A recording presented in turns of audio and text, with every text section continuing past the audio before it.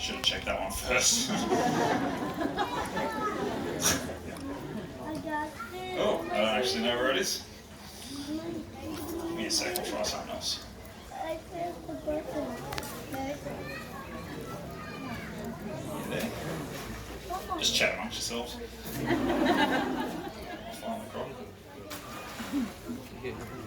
I'll be back. If you can see it, don't keep it to yourself. He's in the shade area. He's where? At the cage? Over here? Here, you reckon? Shows what kids know.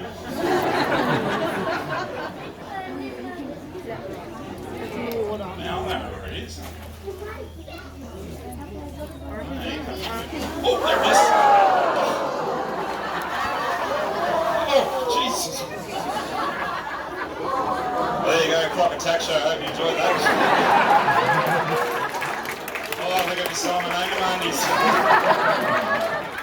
I'm kidding, I'm not really. That was a good start. I found the croc. If you're wondering. Oh, it's lucky to get that back ready. Let's see if we can find it again. Try the room in. Put him back up. I want to get him right up out of the water so you can see him. Oh, he's out wide. There he is. Right out the back. He's coming in. Yeah, he might.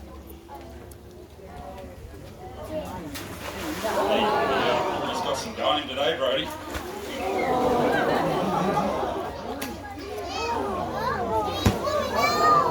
Oh, he's got me.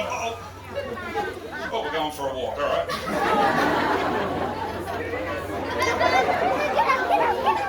You Victorians walk your dogs, huh? Welcome to Farnwell, Queensland. I didn't want him to get that. All right. Oh, I don't want to go any further either. Cool. So that didn't go to plan. We're pretty professional here at Hartley's. All right. So this is a male saltwater crocodile. He's too big to be a female. There's a good. Oh, it's going to roll here.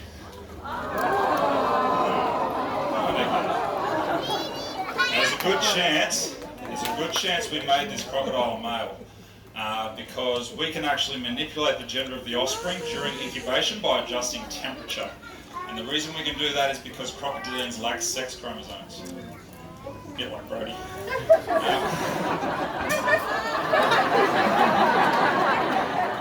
Overly sensitive material.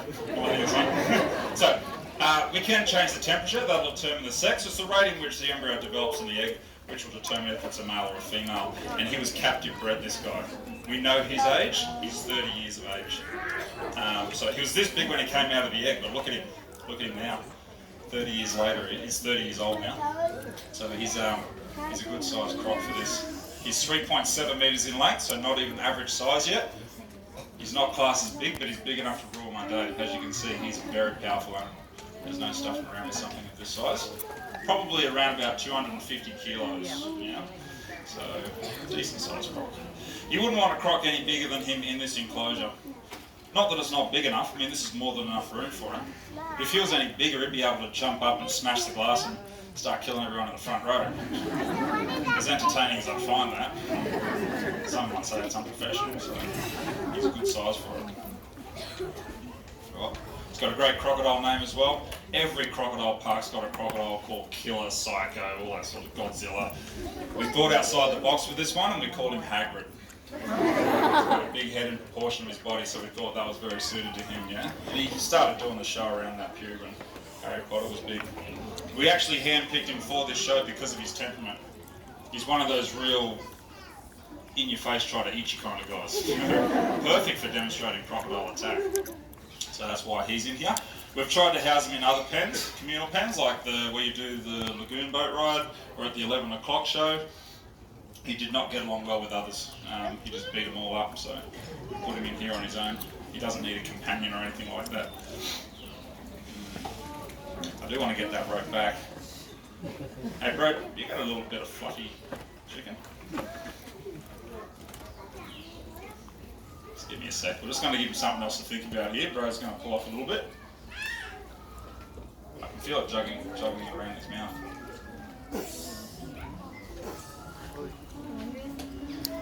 Alright, as long as it doesn't get slack, mate. He's already talking about it. Yes, please. Thanks, mate. Smoking it. That was a terrible throw. You'll think about it though. Here he goes. Oh, that's a bad angle. Oh. Alright, come up here then. There he goes again. Alright. Think about it. You can't swallow that underwater. He'll have to bring his head up to the surface to swallow it. And that's when, with my lager-like reflexes, I can yank it out of his mouth. He might do it again here in a second. I can see he's thinking about it. He's thinking bait, chicken, mac. Which one? It's a tough one. Yeah, they're very, very good at what they do. They've been around for millions of years, been unchanged for at least 95 million years. There's no need for them to evolve anymore. He's a very good predator. They're ambush predators as well. See the water that he's in? Very murky. He really likes that. It works to his advantage. Not so appealing for us, but look how well. He's just submerged, right? And he's disappeared. You'd have no idea where he was. Right there, yeah.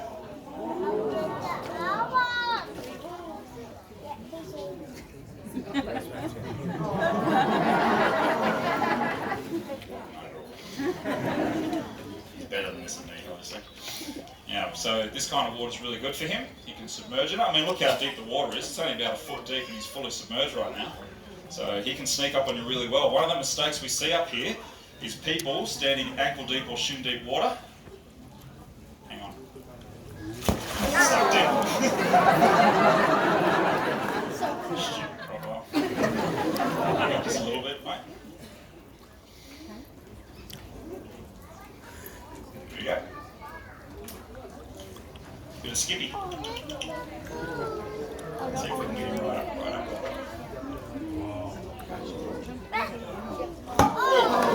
Hear that? Woo! That's called a jaw slap. It's the hardest biting animal on the planet. The bigger the croc, obviously, the harder it'll bite, right? Our jaw pressure is about 100 pounds, give or take. A great white shark, you're looking at about 700 pounds. A big male saltwater croc in the Northern Territory clocked over 5,000 pounds. And that popping sound you hear, displacement of air, yeah? Same as when you clap. It does not hurt him, but nothing bites harder. Yeah, so that's what it does. So, like I said, one of the mistakes we make, people fishing, they stand too close to the water or they stand in the water and they're under the impression that they will be able to see a crocodile coming before it gets to them. Look where he is, right? Where is he? Foot deep. Don't tell me they can't sneak up on you. That's what they do, right? That's how they hunt. So we've got a rule up here. You need to be at least 5 metres back from the water's edge at all times, even if you're fishing. If you can't cast more than 5 metres, take up another hobby. You're not good at fishing. It's just not worth your life. You really have to adjust your behaviour up here. It's not New South Wales or Victoria, yeah? You've really got to adjust your behaviour. They have things in place to try and make it safer for people around the area. Crocodile management programs were in place, like trapping and removing crocs from heavily populated areas, like Cairns and Port Douglas. So they've got a zero tolerance around those areas where they'll trap and remove any croc they can find. They'll bring them into facilities like this, and we'll use them for education and breeding. The signs are up everywhere as well. They're also very handy to inform people about the dangers of crocs. Look, in Australia, attacks aren't that common, to be honest with you. In Australia, I think it's the last 150 years we've had 82 fatalities from crocs. That's not bad when you think about it, but most of the time they're preventable. Most people that get attacked by crocs are like swimming with them in the dark. It's insane, like I couldn't even fathom that. You know what else is involved? Alcohol. Man, we make our best life decisions on it, don't we? If you don't want to get attacked by a crocodile, you'll severely reduce your chances by not swimming at night time when you're drunk. That'll help you out a lot, yeah? And statistically speaking, who do you think gets attacked the most by crocodiles here in Australia? People say tourists, it's actually local Aussies. Statistically, we're the worst for it. Males a lot more than females because we're risk takers. So yes, when you ask the locals, they do say that it's tourists.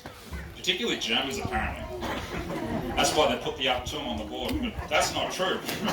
There was one German lady fatally attacked by a croc about 20 years ago, or just over 20 years ago. She was told by an Australian tour guide she'd be okay to go swimming there. He got huge trouble for it, yeah? There's several reasons why they attack. Predation event is a big one. Obviously, we fall into their prey size category, so they will target us if you give them the opportunity. Another one is out of defence or territoriality. So not every attack is for them to consume you.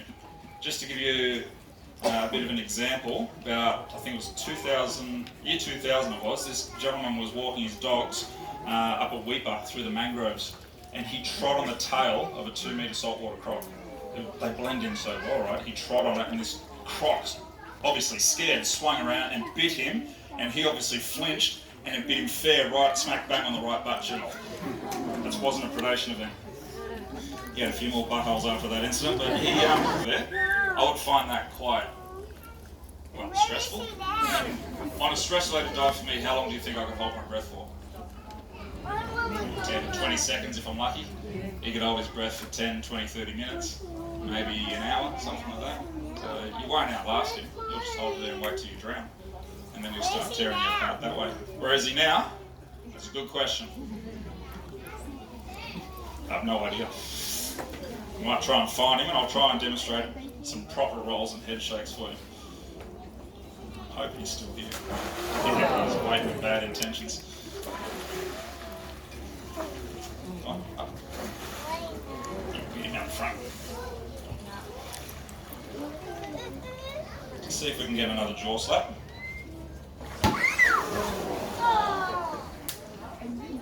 Actually, I'll go ahead. Oh, look at this. Found a crocodile tooth. Does anyone want it? No, maybe. Start us off with $20, ladies and gentlemen. I've got 20, I need 20, I've got 20, got 20 down here, got 25. 25, I've got 25, got 30, got 30, got 30, 35, got 35 over here, got 40, got 40, got 40, got 50. 50 years, we've got 50 over here. They're still going up, 100, 100 up the back. Hang on to that. See who the highest bidder is afterwards, huh? Alright. Let's see if we can hook this thing up. Now this here, what I've been using already, this is called the bait rope. So it's a natural fibre rope, so if he consumes any part of this rope, it's not going to affect him. Right? He'll digest it or regurgitate it, one or the other. There is also an animal hide attached to the end of it. We had a sick koala yesterday, so we caught that one. Relax, it's a joke. The next one had his cat. Crapping on my yard anymore. Very dramatic. Right, let's just see if we can give him a little bit here. Come on, grab it. Get those bites. There he goes. He's got it. See how those teeth just grip, interlock, penetrate and hold? There's no way I could get out of that grip unless he lets me go. Little head shake like that to try and throw me off my feet.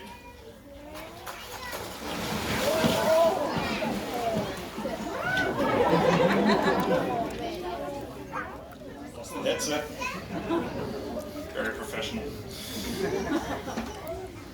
He's full on today.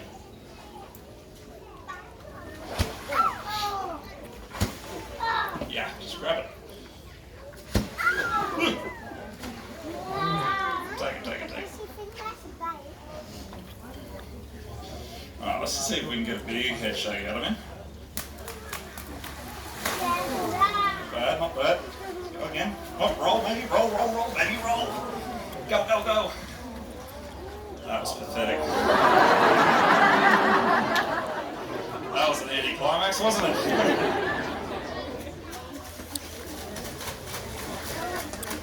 Go one more, head shake or roll.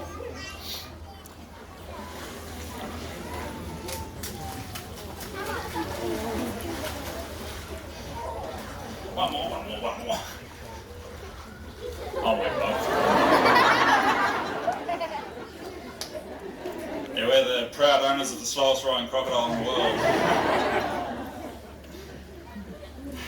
Well, there you go. You got to see the death roll in slow motion. That's cool. So you saw what we did before. We'll try and do that again, get it back off him in a second. He doesn't like letting it go, obviously. It is quite difficult to get it back off him sometimes. I know. Yeah.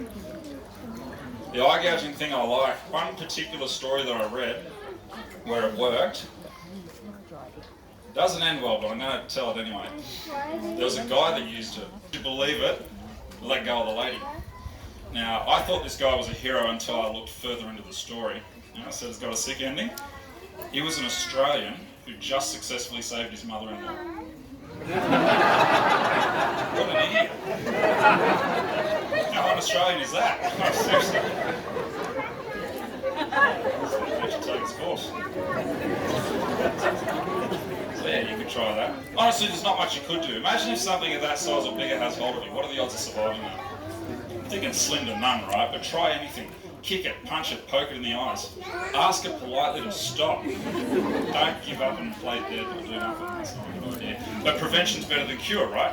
So let's say you're up here, you're doing your 5-metre rule, crocodile lunges out at you, what do?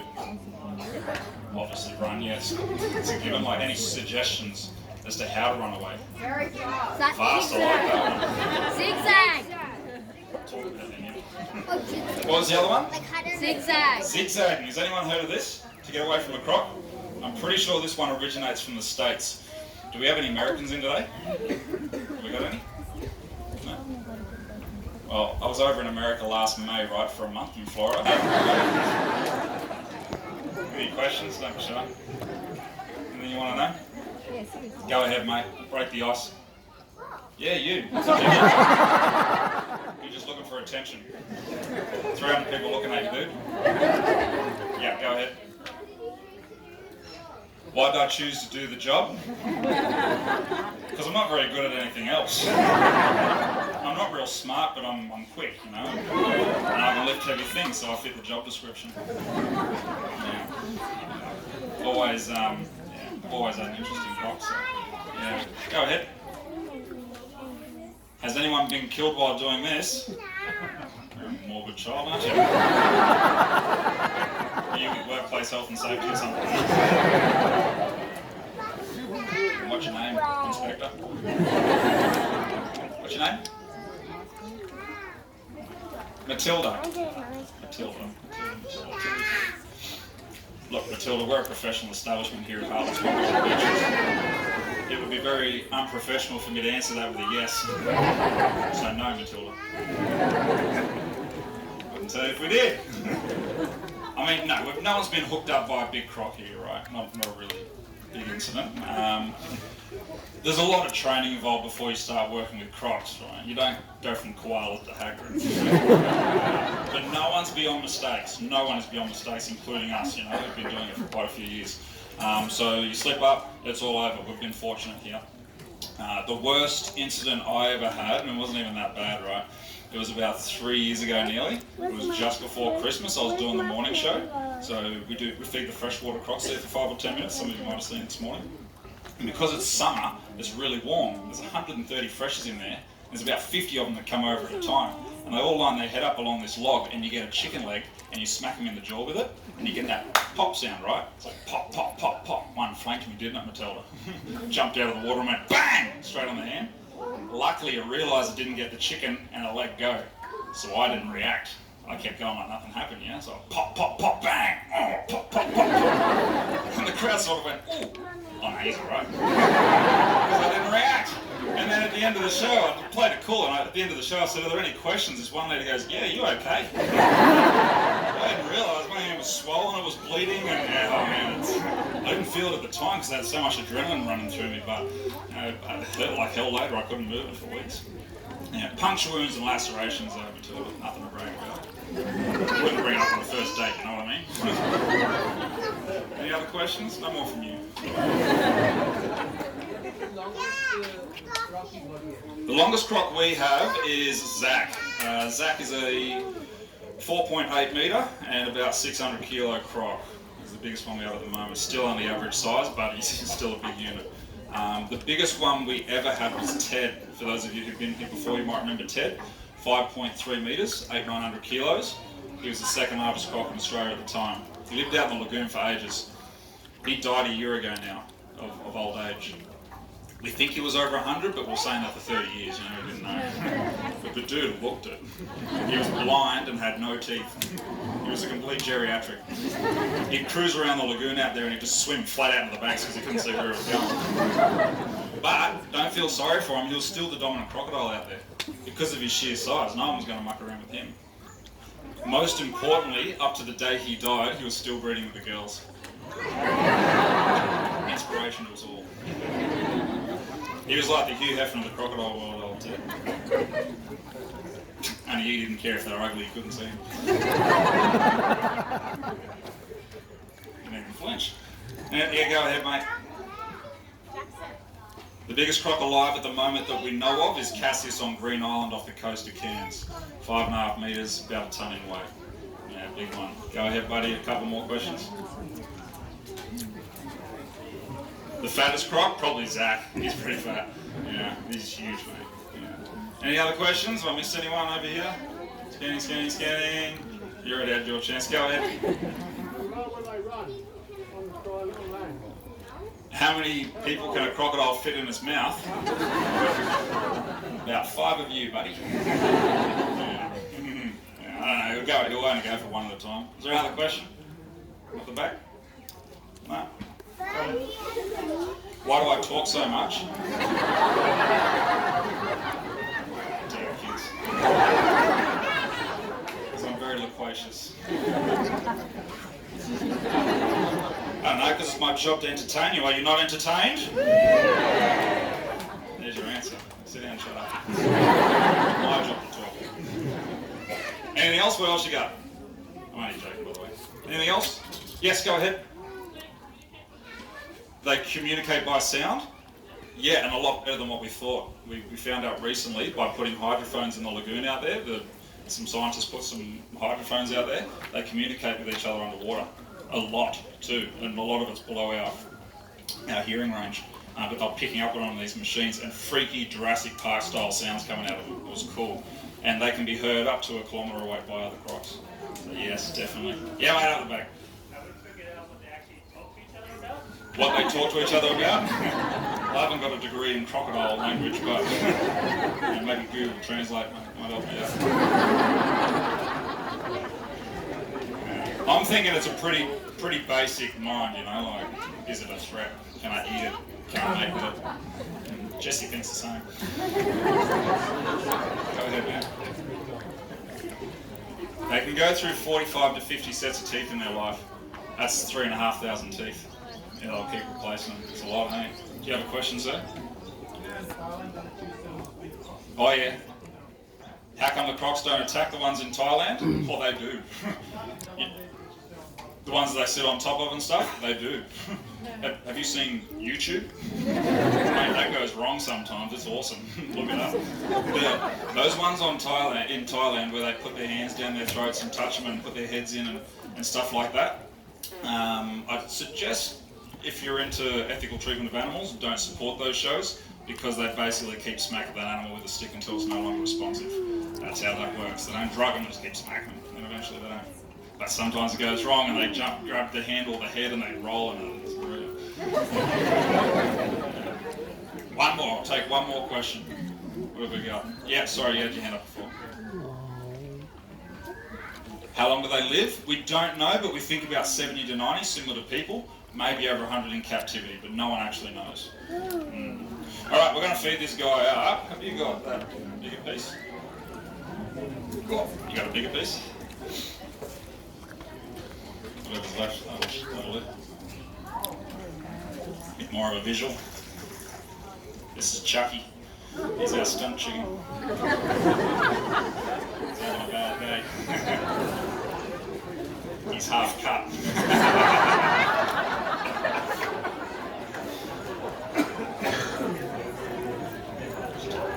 Sorry. Chucking the chicken.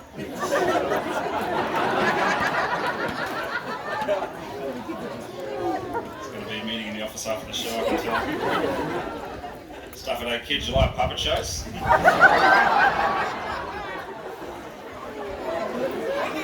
Character building for your kids. Too sensitive. There you are. Yeah, he's waiting. He knows, actually. That's just...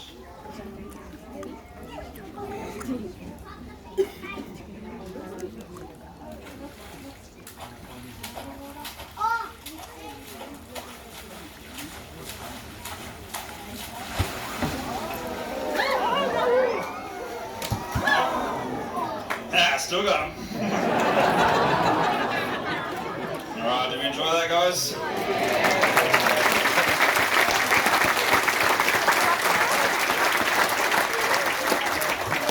Plenty more activities on this afternoon. At Gondwana at 3:45 you've got kangaroo and wallaby feeding, which is always a hit.